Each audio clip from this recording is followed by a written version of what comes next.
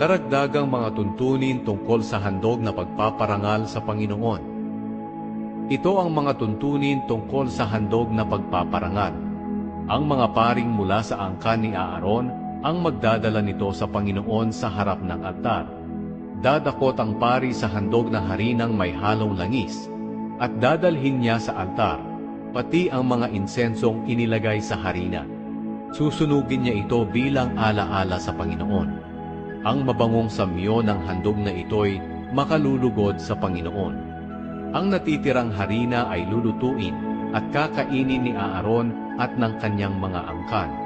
Pero ito'y lulutuin nilang walang pampaalsa, at doon nila kakainin sa banal na lugar, sa bakuran ng toldang tipanan.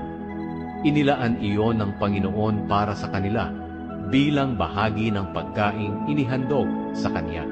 Ang handog na pagpaparangal sa Panginoon ay napakabanal, katulad ng handog sa paglilinis at handog na pambayad ng kasalanan. Ang lahat ng lalaking mula sa angkan ni Aaron hanggang sa kahuli-hulihang angkan ay maaaring kumain ito, dahil ito palagi ang kanilang bahagi sa handog sa pamamagitan ng apoy para sa Panginoon hanggang sa susunod pang mga henerasyon. Ang mga humahawak ng mga handog na ito ay dapat banal. Ito ang sinabi ng Panginoon kay Moises tungkol sa handog para sa Panginoon na iaalay ni Aaron sa araw ng ordinahan siya bilang punong pari, at siya ring gagawin ng ang kanyang papalit sa kanya. Maghahandog siya ng 2 kilo ng magandang klaseng harina.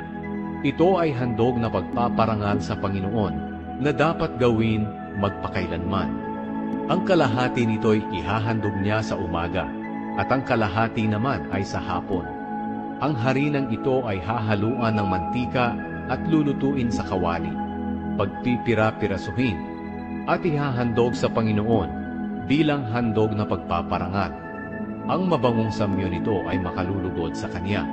Kinakailangang sunugin itong lahat, dahil ito'y handog para sa Panginoon. Dapat itong sundin magpakailanman. Kailangang gawin ito ng angkan ni Aaron na papalit sa kanya bilang punong pari. Ang lahat ng handog ng pagpaparangal ng mga pari ay kinakailangang sunugin. Hindi ito maaaring kainin.